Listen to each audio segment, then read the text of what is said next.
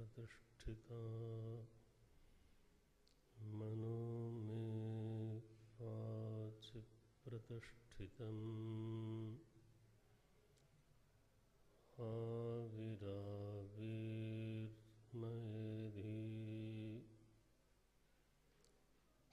वेदस्य मानिस्थः श्रुतं मे मा प्रहासीः अनेनाधीतेन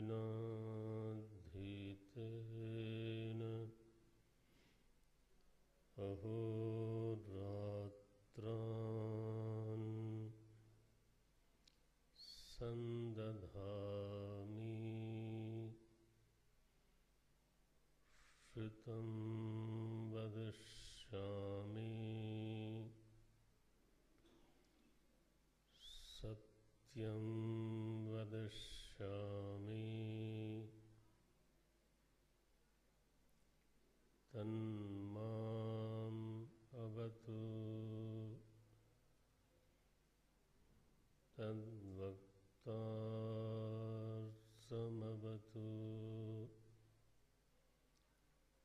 अवतु माम्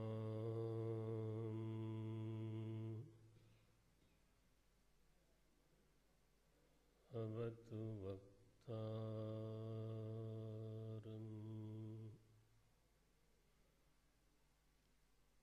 अवतु वक्तारम्।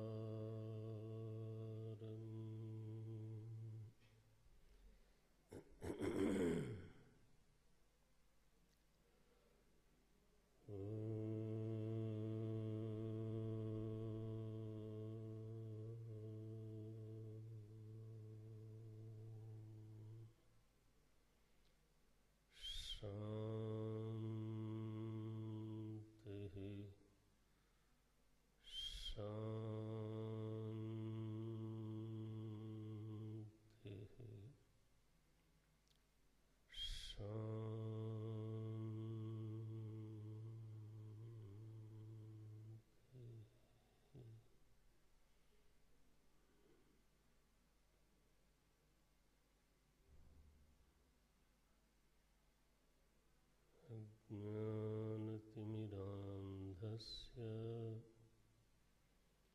ज्ञानाञ्जनशलाकया चक्षुरुन्मीलितं येन तस्मै श्री गुरवे नमः। तस्मै श्री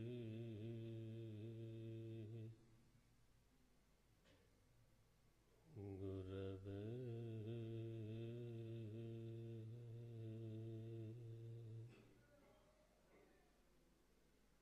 नमः।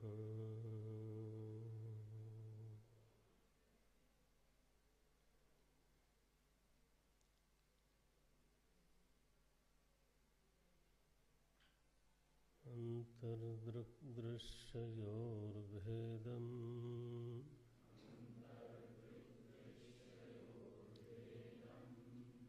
बहिश्च ब्रह्मसर्गयोः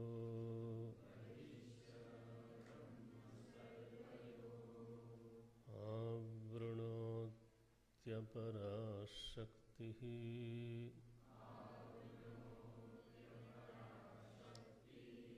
सा संसारस्य कारणम्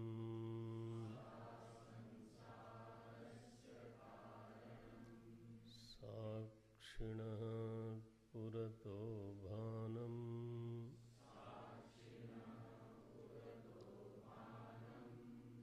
लिङ्गं देहेन संयुतम्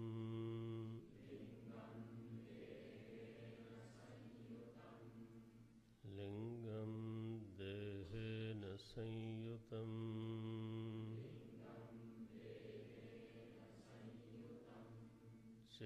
चितिच्छाया समावेशात्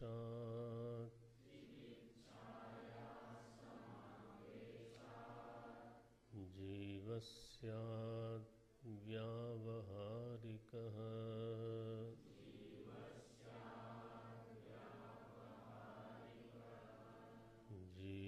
जीवस्यात् व्यावहारिकः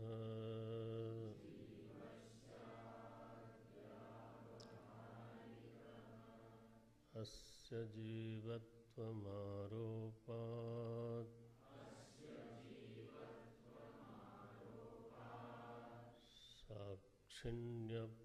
साक्षिण्यप्यवभासते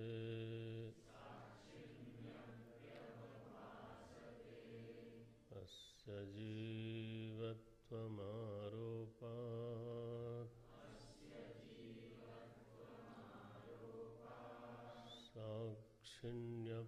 साक्षिण्यप्यवभासते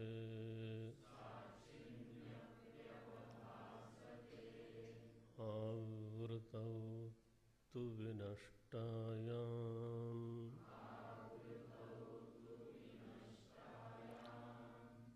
भेदे भाते पयाति तत्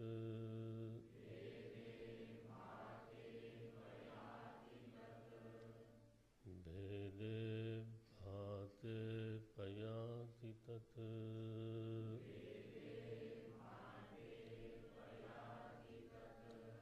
भेदे भाते पयाति तत्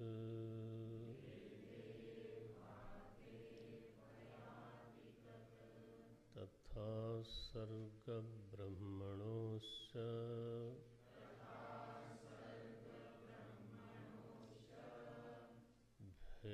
भेदमावृत्य तिष्ठति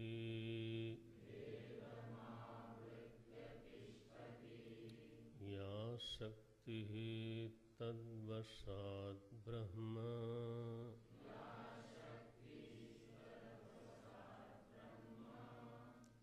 या शक्तिः तद्वशात् ब्रह्म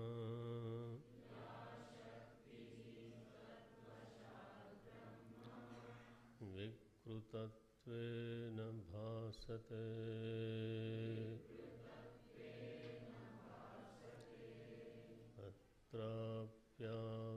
अत्राप्यावृत्तिनाशेन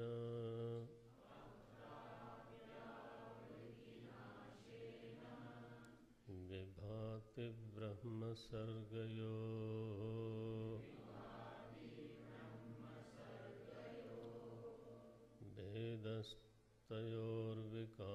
भेदस्तयोर्विकारस्यात्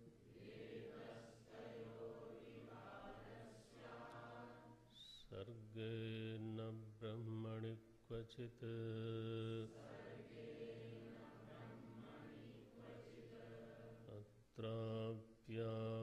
अत्राप्यावृत्तिनाशेन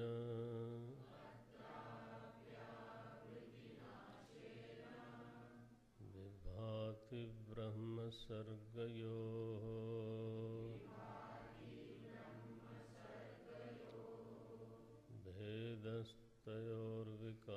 भेदस्तयोर्विकारस्यात्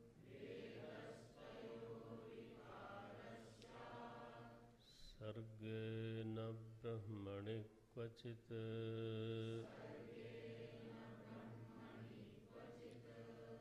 अस्ति भाति प्रियं रूपम्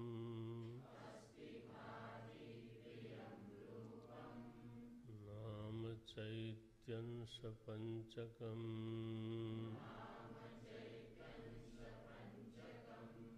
आद्यत्रयं ब्रह्मरूपम्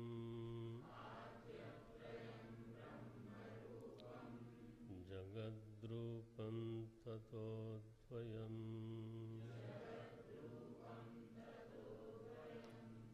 खवायभग्निर्जलोर्विषु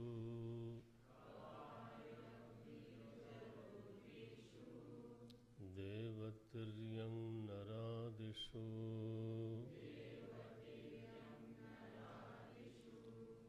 अभिन्ना सच्चिदानन्दाः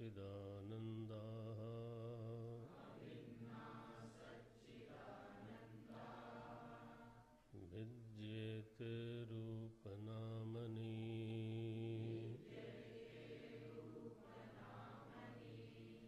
विद्येते रूपनामनि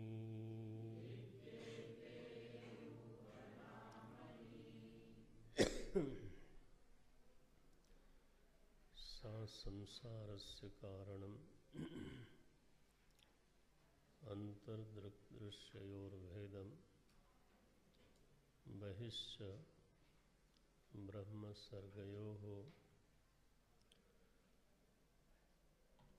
या शक्तिः आवृणोत्यपरा शक्तिः सा संसारस्य कारणम् अपरा शक्तिः एव संसारस्य कारणं भवति कारणम् अस्ति। अपरा शक्ति किम करोति? अपरा शक्ति का काम क्या है? अपरा शक्ति क्या करती है? बोलते हैं भेदम आवृणोति। ग्रंथ देखना, भेदम आवृणोति, भेद का आवरण करती है। किसका भेद?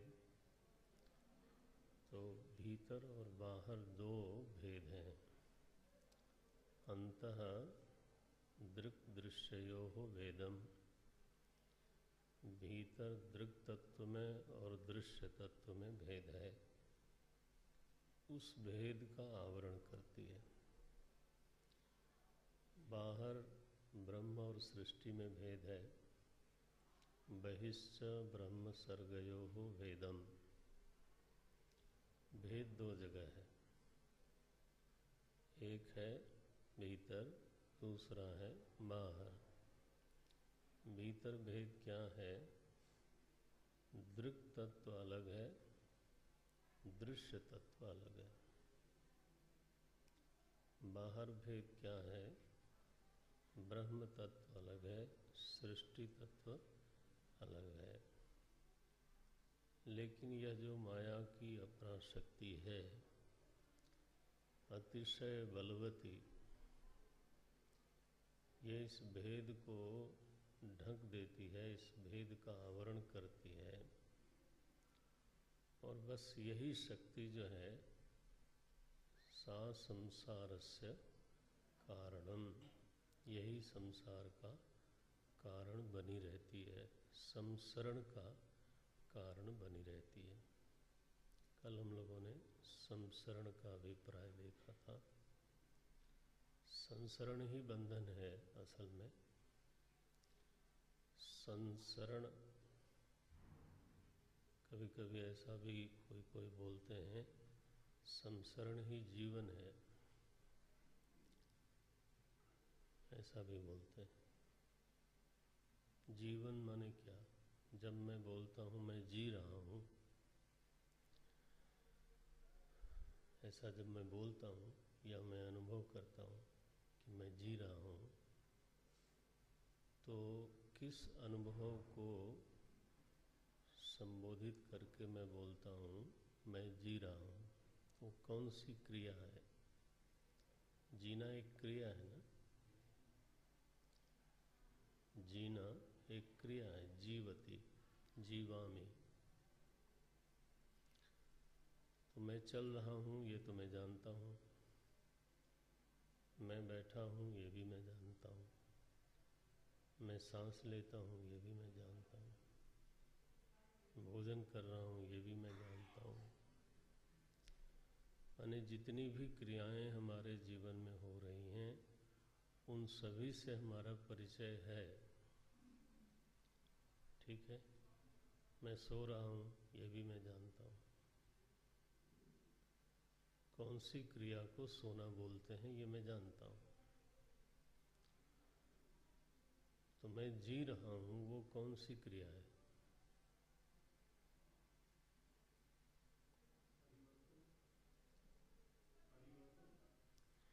हाँ, मैं जी रहा हूँ, परिवर्तन शब्द है नज़दीक लेकिन उतना सही नहीं है। मैं जी रहा हूँ का मतलब है मैं सरक रहा हूँ।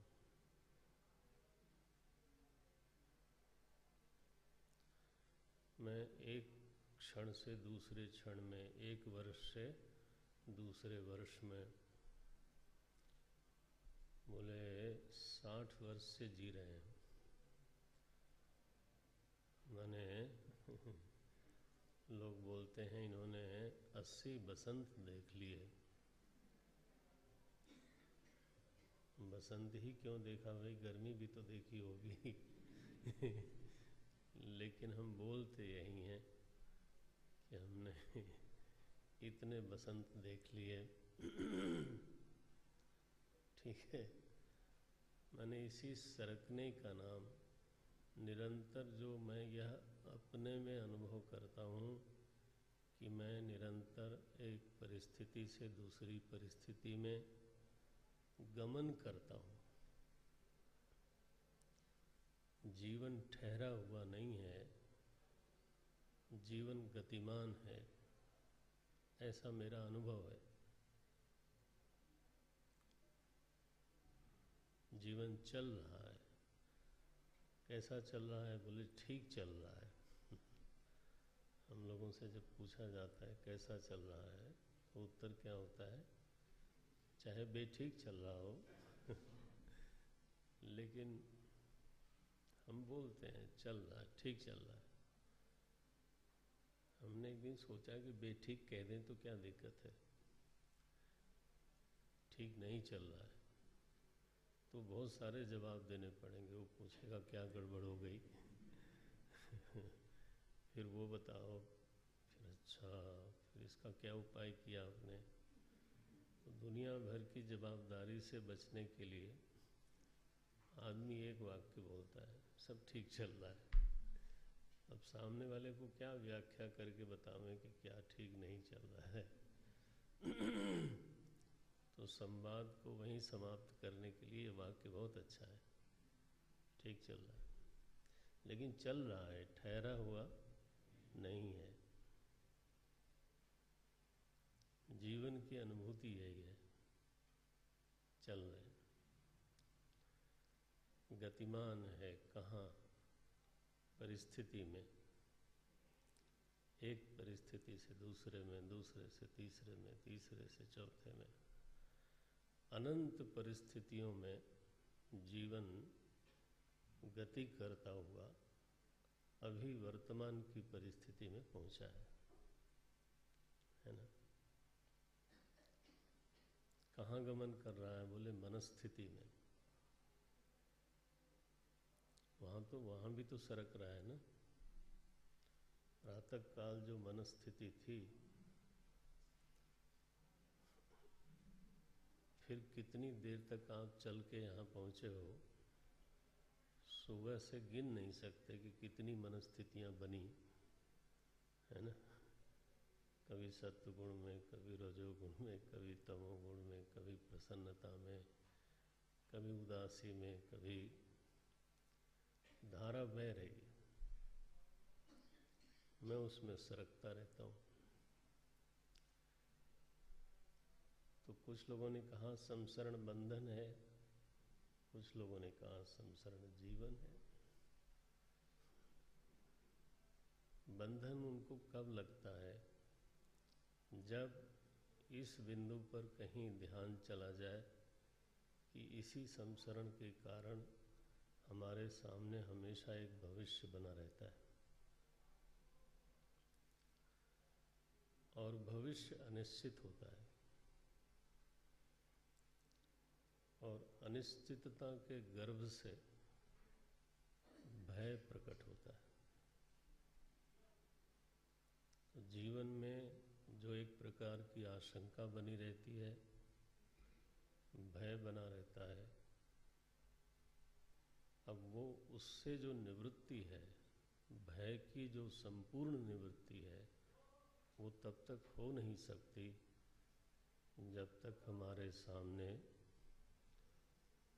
अनिश्चित भविष्य की स्थिति बनी रहे। और ये तो बनी रहेगी। अगर सरकने का अनुभव है तो भविष्य की जो स्थिति है वो तो बनी रहेगी। फिर हमारी बुद्धि का कौशल क्या है? फिर हम अनुमान करते हैं कि भविष्य में क्या क्या हो सकता है, बुरा क्या क्या हो सकता है, अच्छा वाला नहीं। पहला सोचती है बुद्धि बुरा क्या क्या हो सकता है, फिर जो जो हो सकता है उसका मेरे सामने, मेरे पास समाधान क्या है, तो समाधान जुटाती है। तो थोड़ा धन जुटाती है, थोड़े संगी साथी जुटाती है, थोड़ा एक घर होना चाहिए, एक परिवार भी अच्छा हो तो क्या कहना। पहला सुख निरोगी काया, वो होती नहीं। तुलसी बाबा ने दुनिया के 7 सुख गिनाए हैं, उसमें पहला सुख उन्होंने कहा, पहला सुख निरोगी काया, दूसरा सुख घर में हो माया। मैं वो नहीं गिनाऊंगा, आप भूल जाइए उसको फिर कभी। लेकिन उन्होंने, अभी हम लोग यही करते हैं, ये साधन जुटाते हैं कि आने वाले अनिष्ट का हम सामना कैसे करेंगे। आया, बोले आया नहीं है, ऐसा मैं अनुमान करता हूँ कि ये अनिष्ट आ सकता है। और वो अनुमान कभी कभी इतना बड़ा हो जाता है कि अपने ही कल्पित अनिष्ट से, वास्तविक अनिष्ट से नहीं, अपने ही कल्पित अनिष्ट से व्यक्ति बहुत भयभीत हो जाता है। We have faced many problems, few came true। एक अंग्रेजी में कहावत बोली गई कि हमने बहुत समस्याएं झेली हैं जिसमें से कुछ वास्तव में घटी, बाकी काल्पनिक थी। हमने कल्पना की ये हो जाएगा तो वो हो जाएगा तो वो हो जाएगा। तो जीवन फिर कल्पित अनिष्ट के समाधान की सामग्री जुटाने में बीत जाता है। अब ये बड़ा वाक्य हो गया तो अब क्या करें, ऐसे ही बोलना पड़ेगा, फिर से बोल देता हूँ। जो जीवन है वो कल्पित अनिष्ट के समाधान की सामग्री। कभी कभी हमारी हिंदी ऐसी हो जाएगी, मैं कोशिश तो बहुत करता हूँ कि सरल बनी रहे, अब तो बहुत सरल हो गई। लेकिन लगता है कि कभी मैंने बिल्कुल प्रांजल हिंदी बोलनी चाहिए और सीखनी भी चाहिए। बहरहाल, तो अनिष्ट के समाधान की सामग्री जुटाने में जीवन पूरा हो जाता है।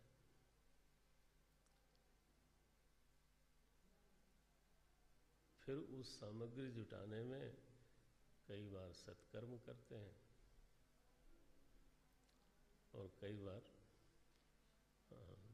दुष्कर्म भी करते हैं, क्योंकि अगर सत्कर्म से काम नहीं चला तो फिर वो जो कर्म हो गए फिर उनका भी तो कुछ रंग दिखना चाहिए ना, फिर तो वो अपना फल देते हैं।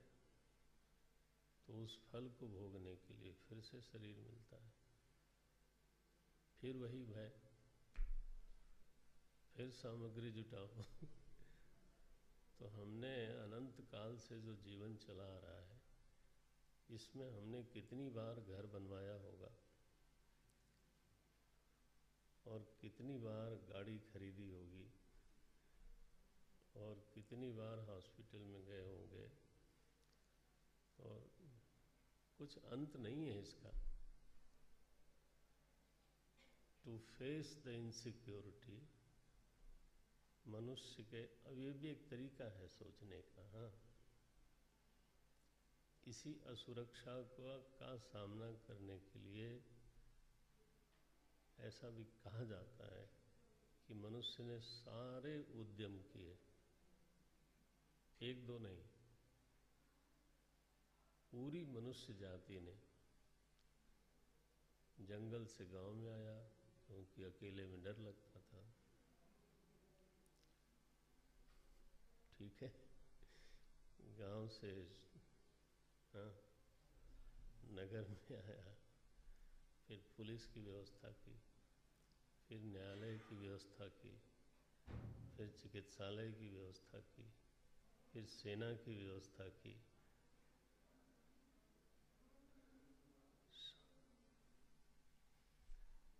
ठीक है ना। आखिर ये सारी व्यवस्थाओं का मतलब क्या है, सोच के देखो। सारी व्यवस्थाओं का अंतिम उद्देश्य क्या है? फिर परिवार बनाया,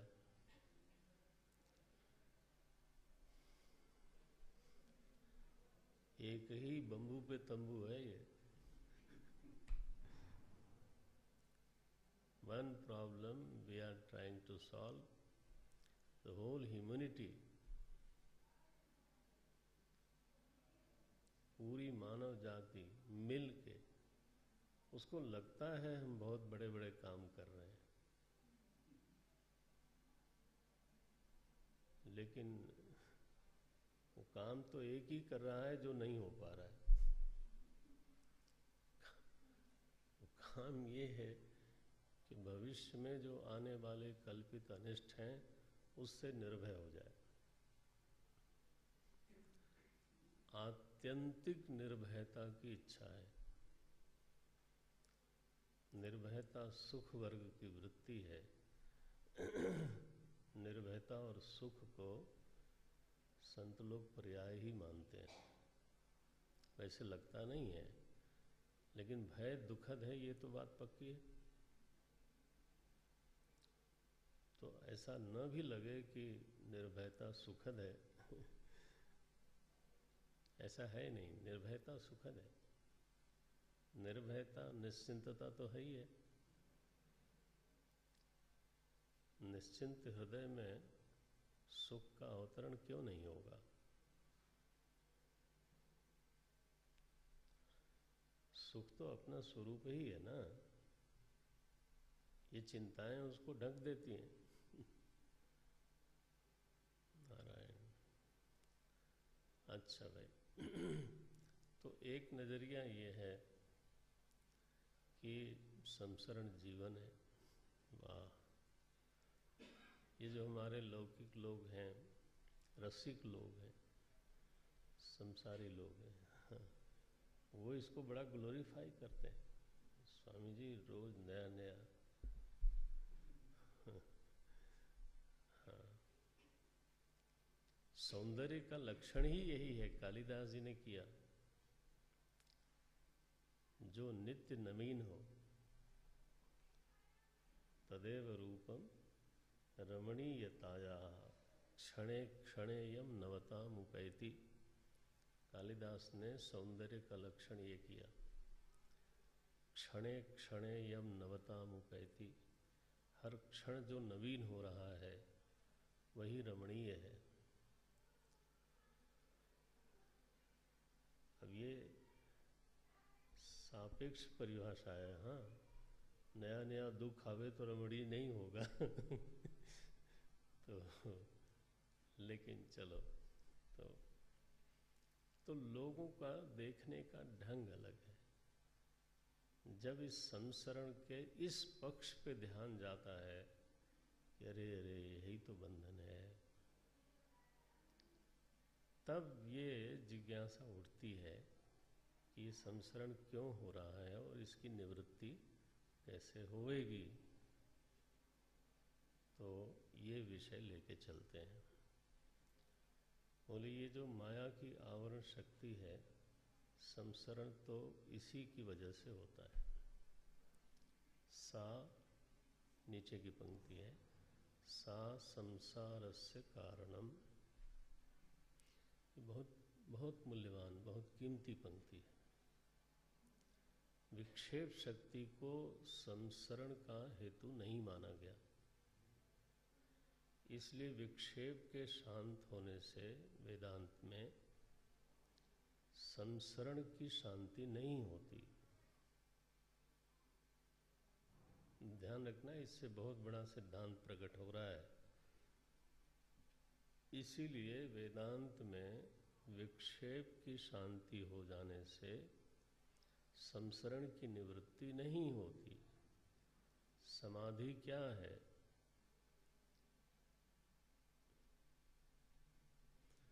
समाधि अवस्था, ये शब्द ध्यान रखना, आगे फिर बोलूँगा कभी। अवस्था जोड़ के बोल रहा हूँ अभी। जो जिस समाधि अवस्था को हम लोग सुनते हैं वो क्या है? वो विक्षेप की शांति है। वेदांत का यह निर्णय है कि विक्षेप की शांति चूंकि संसरण का कारण ही नहीं है तो निवारण भी नहीं है।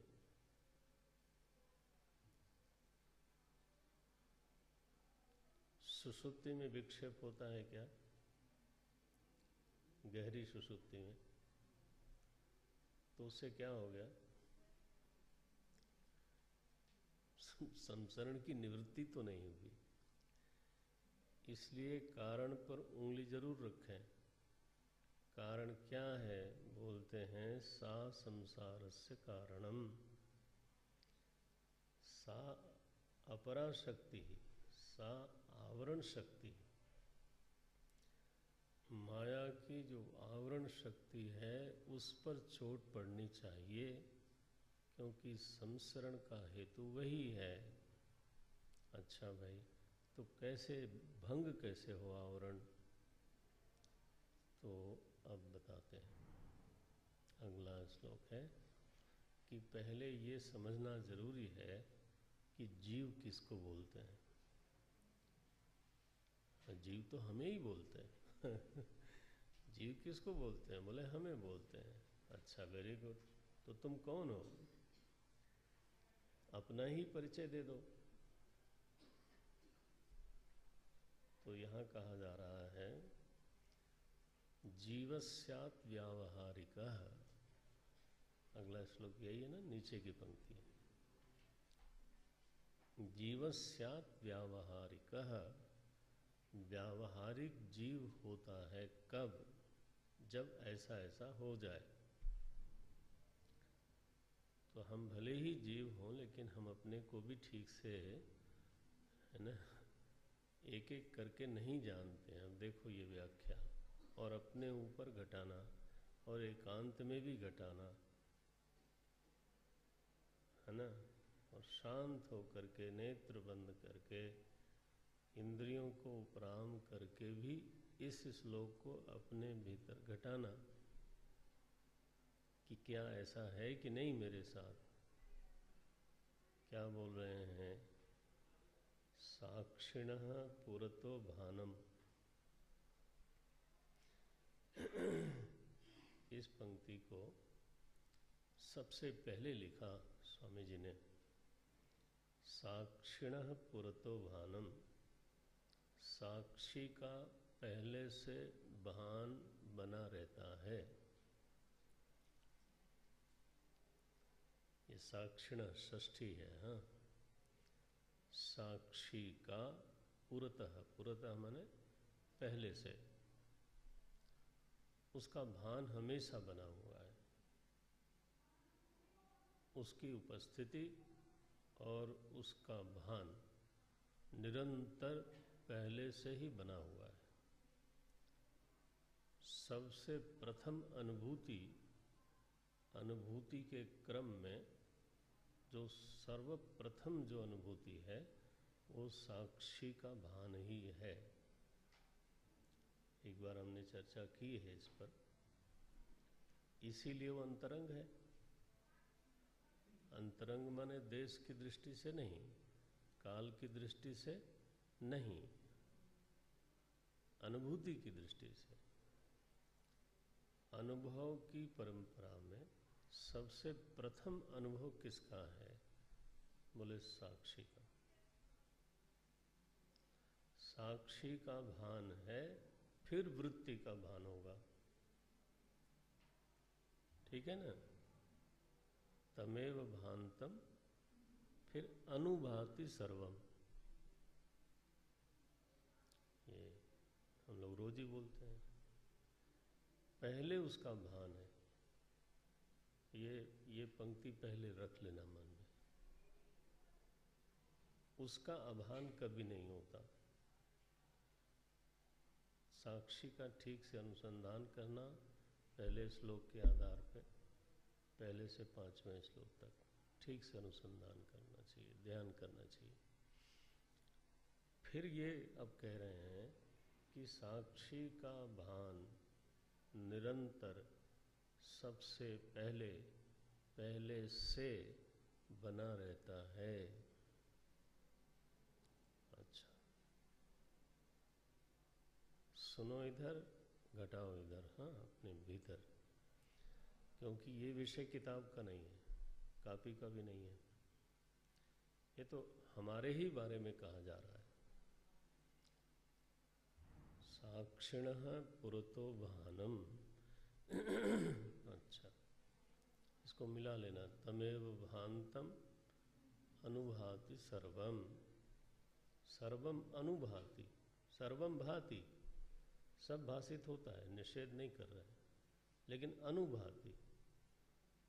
पूर्वम न भाति। अनुमाने, अनुमाने पीछे, जैसे अनुगमन करते हो ना। अनुगमन माने क्या? पीछे पीछे चलना। तो अनुभाति माने क्या? भान के पीछे पीछे भान। तो सर्वम अनुभाति। वृत्ति बाद में भाषित होती है। वृत्ति भाषित हो जाए तो इंद्रियां भाषित होती हैं। इंद्रियां भाषित हो जाए तो विषय भाषित होते हैं। यही तो क्रम, तो यही है, अनुभव का क्रम यही है। सो साक्षिणः पुरतो भानम। अच्छा, अब आगे बोलते हैं। लिंगम, फिर एक लिंग शरीर है, 17 अथवा 19 अवयव वाला। आप लोगों ने पढ़ा है, आधार बन गया। सूक्ष्म शरीर बोलते हैं, लिंग शरीर बोलते हैं। उसको 19 शरीर वाला, 19 अंग वाला भी बोलते हैं। हाँ, 17 अंग वाला भी बोलते हैं,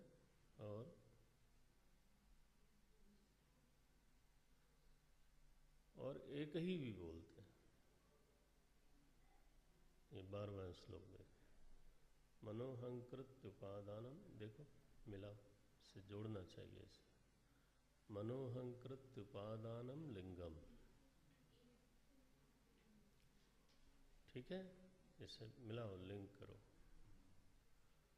मनोहंकृत उपादानम लिंगम। बस इतना ही, इतना ही।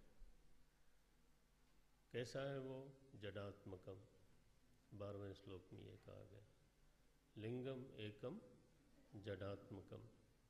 तो वहाँ 17 अवयव की बात नहीं कही गई, वहाँ 19 अवयव की भी बात नहीं कही गई।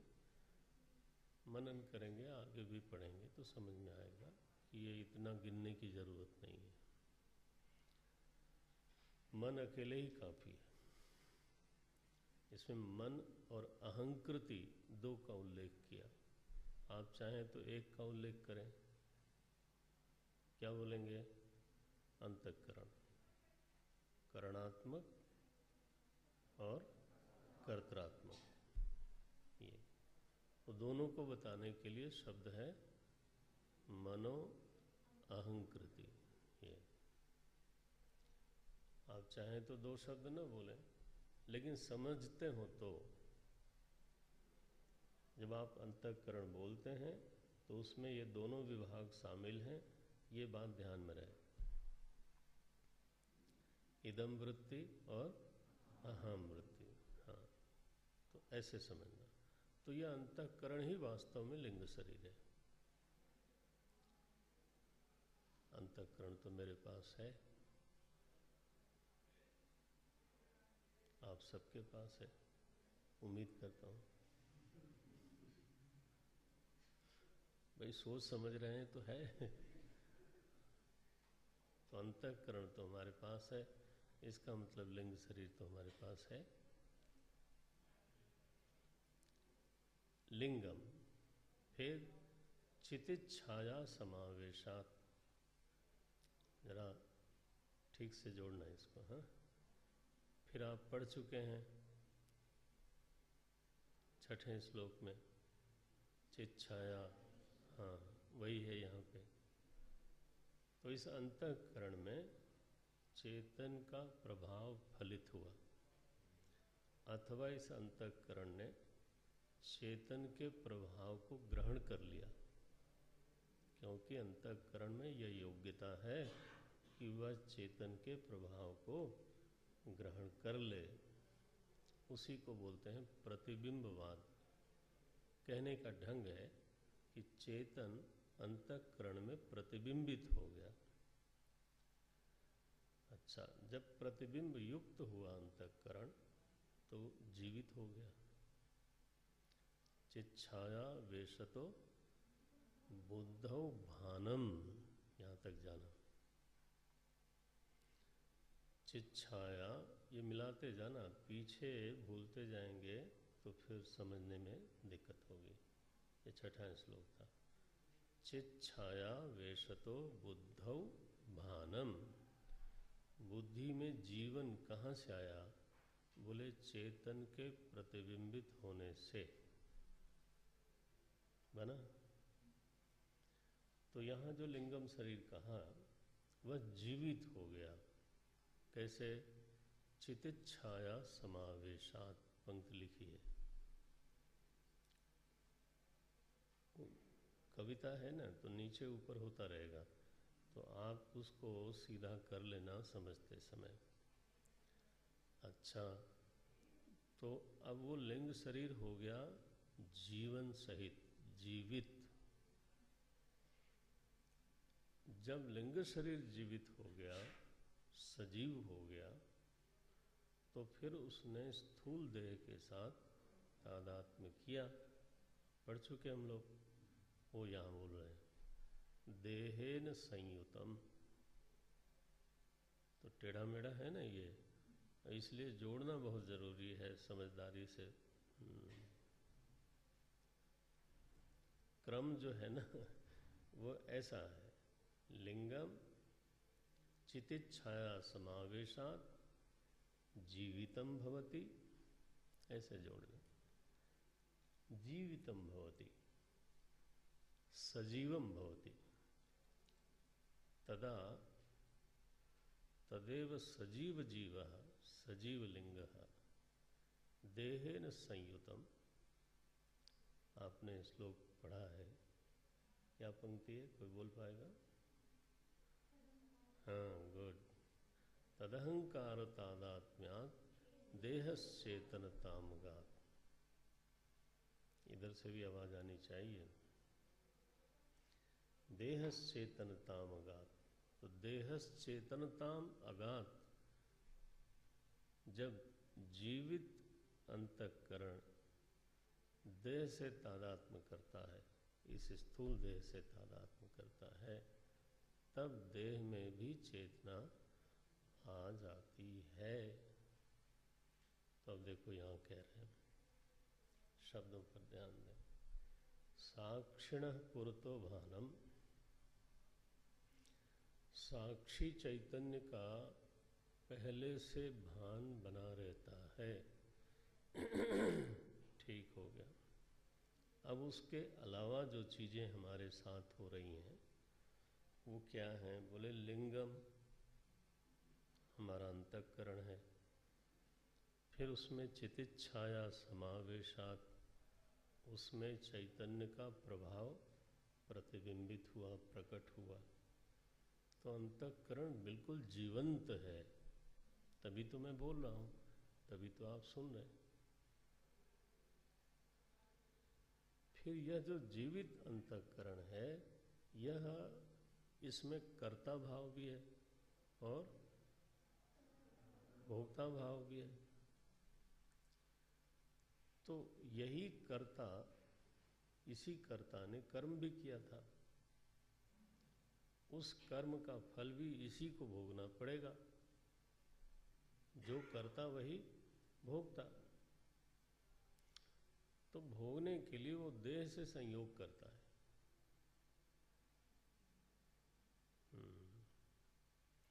देह से उसका नित्य संयोग नहीं है, नहीं तो कोई मरता ही क्यों? ठीक है ना? देह से अंतःकरण का नित्य संयोग नहीं है, ध्यान रहे। लेकिन अंतःकरण का चित्त छाया से नित्य संबंध है, ये ध्यान रहे। हम लोग पढ़ चुके, सहज संबंध है। और कहा गया संबंधिन सतोर नास्ति निवृत्ति सहजस्य तो। तो ये ध्यान रहे कि देह के साथ अंतःकरण का नित्य संबंध नहीं है, लेकिन चित्त छाया के साथ उसका नित्य संबंध है। और नित्य संबंध होने के कारण अंतःकरण कभी निर्जीव नहीं होता।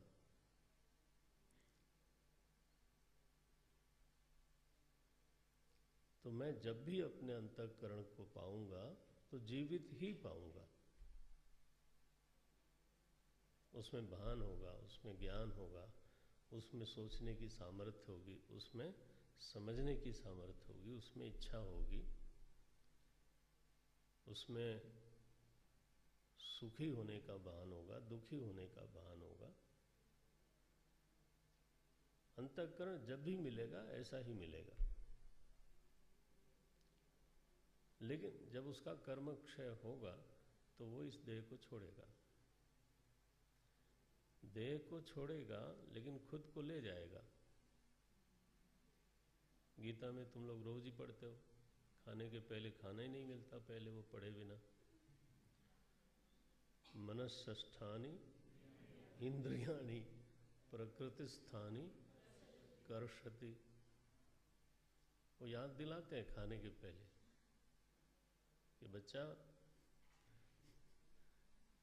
कर्षति, एक दिन ये पांचों इंद्रियों को भी अपने साथ जेब में डालेगा, हाँ, और फिर लेके जाएगा। तुम्हारी आंख रहेगी, कान भी रहेगी, कुछ देखेगी नहीं, सुनेगी भी नहीं, क्योंकि जो असली मसाला है वो ले गया। नारायण। तो इसलिए जैसे ही कर्म क्षय हुआ, कर्म किसका? देह का नहीं, ध्यान रहे, कर्म कर्ता का। कर्तृत्व कहाँ है? अंतःकरण में है। इसलिए कर्म क्षय किसका हुआ? उस कर्ता के कर्म का क्षय हुआ। तो फिर कर्ता दूसरा भोग भोगने के लिए फिर दूसरे शरीर में जाएगा। कैसे जाएगा? चक्षुश्रोत्रम कैसे है? श्रोत्रम चक्षुष स्पर्शनम च रसनम घ्राणमेव च अधिष्ठाय मनः, फिर वही काम चालू। इस शरीर में भी विषयानुपसेवते, इस शरीर में क्या करते हैं भाई, हम लोग वही काम करते हैं, विषयानुपसेवते, पांचों इंद्रियों से, मन से। और वहाँ से निकल के जब दूसरे शरीर में जाएगा, ये श्लोक वही है, श्रोत्रम चक्षु स्पर्शनम च, सब अपने अपने घर में जाके बैठते हैं। अधिष्ठाय, कहीं से आए हो, बैठ गए हो इस समय। अधिष्ठाय मनश्च अयम, फिर किम करोति, विषयान उपसेवते। अच्छा, ऐसे ही चलता रहता है। तो देहेन संयुतम भवति, कर्मज संबंध है, पढ़ चुके आप लोग। तो लिंगम चितिच्छाया समावेशात जीवितम भवति, जीवितम लिंगम, हाँ, देहेन संयुतम, जो जीवित अंतःकरण है वो देह के साथ संबद्ध हो जाता है। जब तक वो देह के साथ संबद्ध न होवे तब तक वो व्यावहारिक जीव नहीं होता। क्या लिख रहे हैं, जीवस्यात् व्यावहारिकः। 12वें श्लोक में और 16वें श्लोक में अंतर ये है। 12वां श्लोक कहता है, उसमें देह का उल्लेख नहीं किया। हाँ, क्या बोला उन्होंने, मनोहंकृत्युपादानम लिंगम एकम जडात्मकम, बस यही है। और इसी की 5 अवस्था है। अवस्था त्रय मनवेति, जायते मृते तथा। ठीक है, ये अंतर देखना, घोंट डालो इसको बिल्कुल। लंका जलानी हो ना तो उलट पलट कभी लंका जारी, हाँ, एक तरफ से नहीं। ये देखो, तो 12वें श्लोक में देह का उल्लेख नहीं किया, लेकिन 16वें श्लोक में उन्होंने कहा कि जीवस्यात् व्यावहारिकः, जीव व्यावहारिक तो तभी होता है जब देह संयुक्त हो जाए। केवल चेतन की छाया पड़ने से जीवत्व तो हो गया, लेकिन वो व्यावहारिक नहीं होता। क्यों नहीं होता? क्योंकि जगत के साथ जीव का संबंध बिना देह के नहीं होता।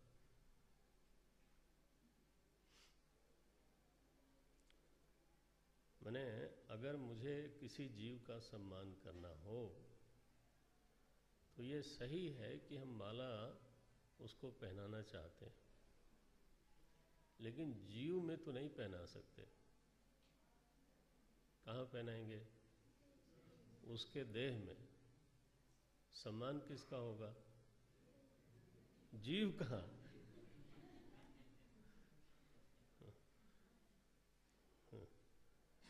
मान लो आदमी सो रहा है, हमने बोला था कभी, मान लो गहरी नींद में सो रहा है और आपने कहा कि गले में माला पहनाने से सम्मान होता है, तो आप जो है उसके गले में डाल के चले आए। अब वो उठेगा तो फिर वो आपको खोजेगा कि ये जो है ये हमको मरण मृत समझ करके, क्योंकि शव के ऊपर भी लोग ऐसे चढ़ाते हैं माला, और वहाँ कोई लेने वाला होते ही नहीं। माला लेने वाला कौन है वहाँ? उसके जो बचे हुए सगे संबंधी हैं, वो देखते हैं कि हमारे संबंधी का, मृत संबंधी का इन लोगों ने सम्मान किया कि नहीं। तो उस सम्मान का जो ग्रहीता है वो संबंधी लोग हैं जो खड़े हैं, वो बेचारा नहीं है, वो तो कर्षति वो तो कर्षति हो गया। नारायण। तो ध्यान रखना, दंड देना हो किसी को, अब ये जरा कठोर हो गया, लेकिन अब क्या करें, कर्म ऐसा है तो मारेगा फिर। तो मान लो पुलिस वाले ने 10-20 डंडा मारा, आदमी बेहोश हो गया, 10-20 ज़्यादा तो नहीं हो गया? तो कुछ लोग तो महाराज बहुत जल्दी ही बेहोश हो जाते हैं, वो सामर्थ्य नहीं होती सहने की। अच्छा, तो बेहोश होने पर नहीं मारता वो, कहता है लेने वाला तो गया। दंड का भी भोक्ता जीव है, लेकिन डंडा कहाँ मारे, जीव पे तो मार नहीं सकता। कहाँ मारेगा? शरीर पर। इसलिए जीव व्यावहारिक तभी होगा, हाँ हाँ, जब देहेन संयुतम। देखो कैसे सुंदर व्याख्या करी है। केवल चित छाया से, केवल अंतःकरण से जीवत्व व्यावहारिक नहीं बनता। ये देह महाराज दलाल हैं जीव और दुनिया के बीच में। यही इसीलिए तत्वबोध में आप लोगों ने पढ़ा, इनका नाम है विश्व। देहाभिमानी को कहा गया विश्व, है 3.5 हाथ के, नाम रखा विश्व। आंख के अंधे, नाम नैनसु। तो प्रश्न आता है ना कि ये विश्व नाम कहाँ से आ गया भाई? क्योंकि विश्व से संबंध जोड़ने में हेतु कौन है? देह है।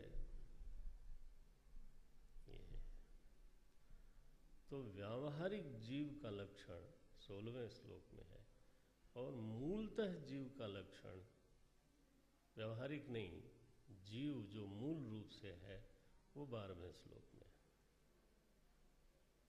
इस भेद को कर लेना। मनोहंकृत्य उपादानम लिंगमेकम जडात्मकम अवस्था त्रय मन वेति जायते म्रियते तथा। अच्छा, तो ये रहा जीव। इसमें क्या क्या हुए? देह हुआ, चित छाया हुई, अंतःकरण हुआ। ठीक है, अंतःकरण हुआ। तुम चाहो 17 अवयव कहो, चाहे 19 अवयव कहो, हम अंतःकरण बोल देते हैं। ये तो 3 हो गए, देह, चित छाया, अंतःकरण। और चौथा है साक्षी। साक्षिण पुरतो भानम, साक्षी का भान पहले से बना हुआ है। तो जब मैं जीव बोलता हूँ, जीव में 4 घटक हैं या 3 घटक हैं? घटक माने अवयव, फैक्टर्स, कंपोनेंट। तो 3 है। साक्षी का भान तो पहले से हो रहा है। तो जिसको आप जीव कहते हो, उसका अपना जो अवयव है, उसका जो अपना जो घटक है, वो यही 3 ही हैं। अंतःकरण, उसमें चित छाया, और फिर देह से संबंध। अब अगला श्लोक बोलते हैं। अस्य जीवत्वम। देखो ये श्लोक कैसा आया। अस्य जीवत्वम आरोपात साक्षिणी अपि अवभासते। ग्रंथ देखना, हाँ, अलग अलग करके बोल रहा हूँ। अस्य, अस्य माने अस्य जीवस्य, अस्य व्यावहारिकस्य जीवस्य, ऐसे बना लो। इस व्यावहारिक जीव का जीवत्व, जीव भाव, अस्य जीवत्वम कुत्र अवभासते। अगर जीव का जीवत्व जीव में भासे तो ठीक ही है। जीव का जीवत्व जीव में भासे तो ठीक है।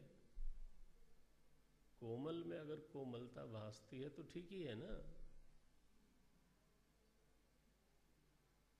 लेकिन जो कठोर है उसमें कोमलता भासने लगे,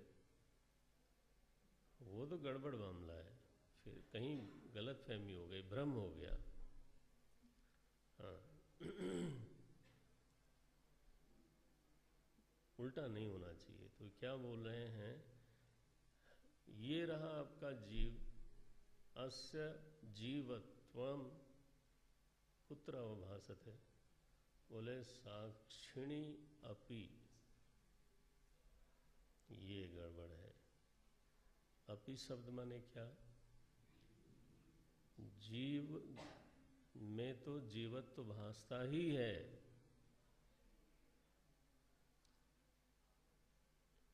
जीवत्व जो है वो जीव में तो भासता ही है, लेकिन साक्षी में भी भासता है। साक्षिणी अपि, बस ये गड़बड़ हो गई। अस्य जीवत्वम आरोपात साक्षिणी अपि अवभासते। तो साक्षिणी अपि अवभासते का मतलब क्या हुआ कि साक्षी साक्षी नहीं रह पाता, फिर कर्तृत्व उसमें भी भासता है, भोक्तृत्व उसमें भी भासता है, और जीव का जो लक्षण है संसारित्व, विकारित्व, जायमानत्व, म्रियमाणत्व, देहत्व, जीव ही तो मनुष्य बना, फिर मनुष्य बना, फिर मनुष्य में एक जाति उसकी होगी, फिर उसकी एक उम्र होगी, फिर वो अफसर होगा कि चपरासी होगा कि स्वामी होगा कि ब्रह्मचारी होगा। ये सब मनुष्य के ऊपर एक पर एक तक विशेषण लगते चले जाते हैं, नेवर एंडिंग।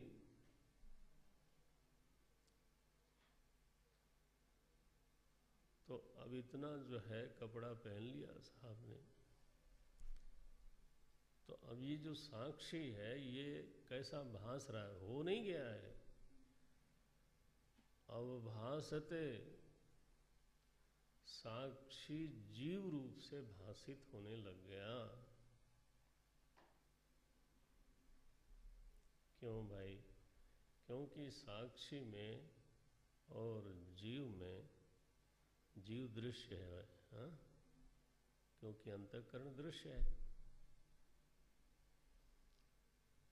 तो क्योंकि साक्षी में और दृश्य अंतःकरण में जो भेद होना चाहिए, दिखना चाहिए, उस भेद को आवरण शक्ति ने ढक रखा है। ये इस भेद के ढक जाने के कारण,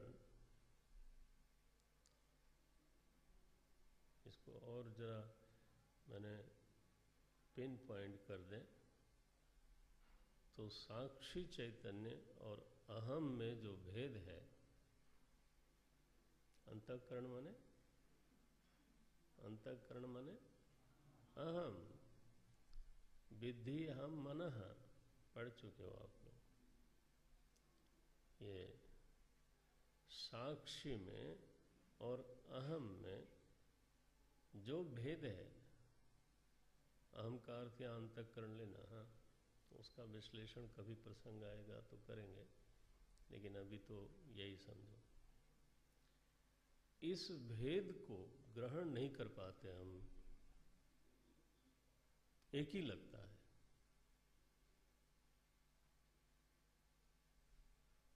दोनों एक लगते हैं। साक्षी क्या है, बोले जो देखता है। मैं कौन हूं, मैं जानता हूं, मैं ही तो देखता हूं। वृत्तियों को कौन देखता है, बोले मैं ही देखता हूं, इसलिए मैं ही साक्षी हूं। अगर मैं ही साक्षी हूं तो फिर मैं जीव हूं, तो साक्षी भी जीव है। अरे भाई, वृत्तियों को मैं ही जानता हूं, ये बात ठीक है, फिर मैं ही करता भी तो हूं ना। तो ये कहना पड़ेगा कि जो साक्षी है वही कर्ता भी है, फिर वही भोक्ता भी है। तो वही तो कह रहे हैं कि साक्षिणी अपि जीवत्वम अवभासते। साक्षी और अहम में, अथवा चलो ऐसे थोड़ा सा बोल दें, हालांकि अभी बहुत नया है आप लोगों के लिए, दृक् चैतन्य और ज्ञाता में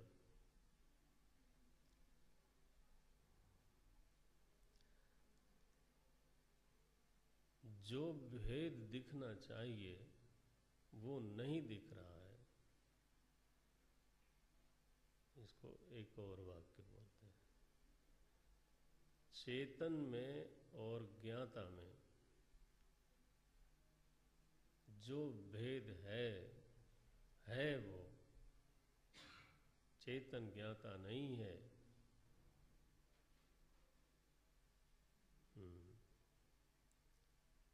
ज्ञाता तो तभी होता है जब ज्ञान की क्रिया करे, जानने की क्रिया करे, तभी ज्ञाता है ना। जब वो जानने की क्रिया नहीं करता है तो नहीं जान पाता। ज्ञाता तो तब है। तो चेतन में और ज्ञाता में जो भेद है वह भेद जब तक मालूम नहीं पड़ता तब तक ज्ञातृत्व का आरोप चेतन में ही होता है। चेतन ज्ञाता बनता कभी नहीं है, लेकिन आरोप हो सकता है। देखो क्या लिखा गया है, आरोपात। आरोप से कोई वस्तु दूषित नहीं होती। जब हम ट्रेन में चलते हैं तो लगता है कि सारे वृक्ष भाग रहे हैं, तो ऐसा लगने से वृक्ष में गति का आरोप हुआ, ठीक है ना। तो हमारे आरोप करने से वृक्ष चलने लग जाएंगे ऐसा तो होता नहीं। वृक्ष जहाँ है वहाँ है, लेकिन अपनी गति का आरोप उठा के हमने कहाँ किया, वृक्ष में किया। यह आरोप का हिसाब किताब है। इसी तरह से अपने जीवत्व का आरोप है ना, उठा के हमने कहाँ किया। आरोप से वह कर्ता ज्ञाता नहीं बनता, वो चेतन चेतन ही है। लेकिन जब तक आरोप के कारण साक्षी भी जीव रूप से मालूम पड़ता रहेगा तब तक संसरण होता रहेगा। अच्छा, तो निवृत्ति कैसे होगी? बोलते हैं आवृतौ तु विनष्टायाम। देखना पंक्ति, पंक्ति क्या है, आवृतौ तु विनष्टायाम। जब यह आवरण भंग होगा, आवरण नष्ट होगा, माने कोई मुमुक्षु, कोई जिज्ञासु, कोई विवेकी, कोई भगवान का अनुग्रहित कृपा पात्र, कोई अधिकारी, कोई विधि पूर्वक श्रवण मनन करने वाला, विधि पूर्वक समझते हैं ना, तद्विधि प्रणिपातेन परिप्रश्नेन, माने वो हृदय में होवे वो सब, भगवान का अनुग्रह होवे उसके ऊपर। सभी लोगों के बस की ये जो पंक्ति लिखी है ना तीसरी, ये तो अनेक जन्म संसिद्ध उसके लिए है। ये शायद हम लोग ऑलरेडी अनेक जन्म हम घुमाए हैं, तो अभी तो अपने लिए ही मान लो तुम लोग। आवृतौ तु विनष्टायाम। जब निरंतर विवेक का नशा चढ़ जाए ना, एकदम सुरूर हो गए, चेतन अलग और कर्त्रात्मक अहम अलग दिखे, विवेक भी हो, दिखाई भी दे। कर्तृत्व जो है वो चेतन में नहीं है, अंतःकरण में है। कम से कम चेतन में नहीं है। भोक्तृत्व चेतन में नहीं है, विकारित्व चेतन में नहीं है, संसारित्व चेतन में नहीं है। कहाँ है? बोले जहाँ है उसको हम जीव बोलते हैं, जहाँ है उसको अंतःकरण बोलते हैं, जहाँ है उसको कर्त्रात्मक अहम बोलते हैं, लेकिन चेतन में नहीं है। यह जब निरंतर एक विवेक का खुमार चढ़ जाए, यानी नशा चढ़ जाए, साफ साफ देखने लग जाए, भेदे भाते सती, ये सती सप्तमी का प्रयोग है, संस्कृत में इसको बोलते हैं ऐसा होने पर। हिंदी में जब आप बोलते हो ना ऐसा होने पर, उसके लिए संस्कृत में है सती सप्तमी। सती लगाने पर सप्तमी हो जाती है विभक्ति। तो भेदे भाते सती, सती इसमें अध्याहार कर लेना। भेद के भाषित होने पर अपयाति तत्, अपयाति अपादानम भवति, अलगा हो जाता है। अपयाति तत्, तत् माने साक्षी में भासमान जीवत्व। तत् माने साक्षी में जो गलती से भासमान हो रहा था जीवत्व, वह नष्ट हो जाता है, चला जाता है। अपयाति, आयाति माने आ जाता है, अपयाति माने चला जाता है। तो साक्षी चेतन में अथवा चेतन को, चेतन में जीवत्व का अभाव सिद्ध हो जाता है। अच्छा, तो साक्षी में जीवत्व नहीं रहा, ऐसा हमको बिल्कुल साफ दिखने लगा, सिद्ध हो गया। चेतन में कर्तृत्व, भोक्तृत्व, संसारित्व, विकारित्व नहीं रहा, खत्म। कहाँ रहा? कहाँ रहा जीवत्व? नहीं, क्योंकि दृष्टा से दृश्य अलग होता है, तो चेतन सत है तो दृश्य असत है।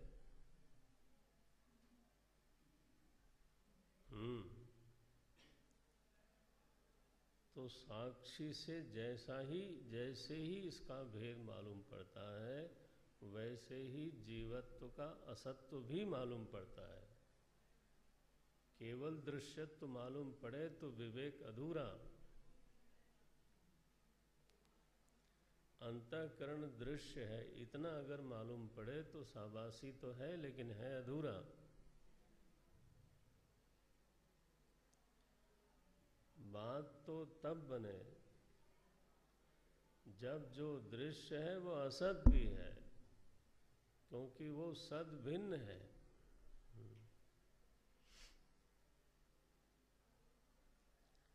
ये नहीं कि वो जीव में पड़ा रहा और चेतन से उसको हमने केवल अलग कर दिया और वहाँ एक डिब्बे में वो भी पड़ा रहा जीवत्व। ये नहीं महाराज, ऐसा नहीं। फिर जीवत्व भंग हुआ, भेद भंग केवल नहीं होता, केवल आवरण भंग नहीं होता, फिर आवरण भंग के साथ साथ जीवत्व भंग होता है। फिर वो ऐसे भासता है जैसे मृग मरीचिका,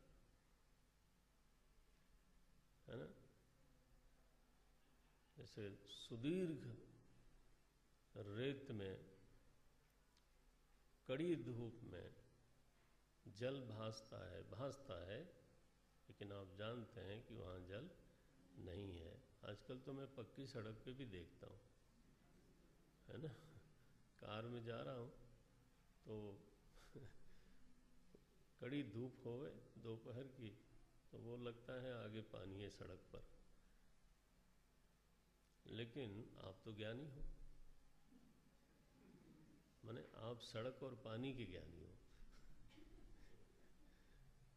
तो आप जानते हो कि कोई छपाक होने वाला नहीं है, वहाँ पानी है ही नहीं। बोले नहीं है तो भासे भी नहीं। बोले भासना एक फिनोमिनल अपीयरेंस है, भासने से कोई चीज सत्य नहीं होती। इसको बोलते हैं ज्ञानी। जिसका जीवत्व छूट गया माने मर गया, असत हो गया। जब तक ये देह न छूट जाए तब तक जीवत्व भासता रहेगा, लेकिन भासता रहेगा असत हो करके, ये ध्यान रखना। ऐसे ही जैसे मृगमरीच का,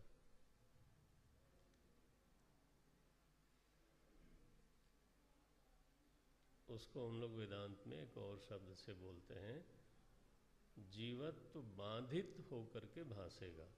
लिख लो तुम लोग, क्या? जीवत्व बाधित होकर के, मिथ्यात्वेन निश्चित होकर के, बाधित होकर के भासेगा। आकाश का रंग नीला है, आपने जान लिया कि ये सही नहीं है, फिर भी वो भासेगा कि नहीं? भासेगा, फिनोमिनल है, एक प्राकृतिक प्रतीति है। भासना बंधन नहीं है, सत्य भासना बंधन है। ये गड़बड़ होती है।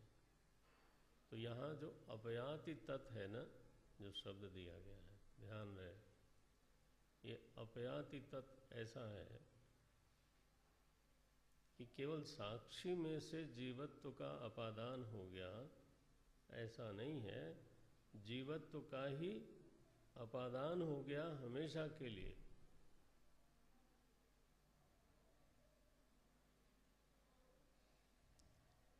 केवल इस सुस्पष्ट विज्ञान के कारण चेतन में कर्तृत्व, भोक्तृत्व, संसारित्व, ज्ञातृत्व, विकारित्व नहीं है।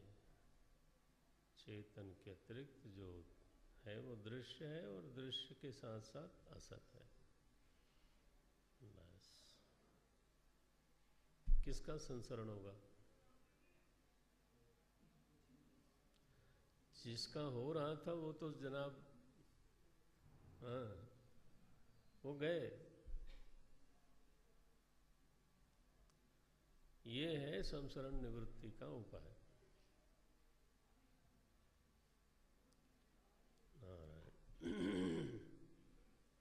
तो ये भीतर के भेद का तो और भेद की निवृत्ति का वर्णन हो गया। अब बाहर के भेद पर जो आवरण है, किसमें है? ब्रह्म और सृष्टि में।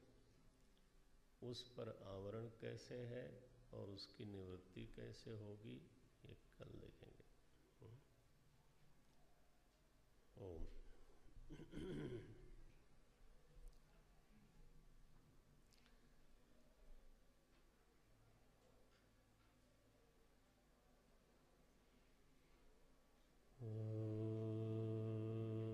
पूर्णमदः पूर्णमिदं पूर्णात् पूर्णमुदच्यते पूर्णस्य पूर्णमादाय पूर्णमेवावशिष्यते। ॐ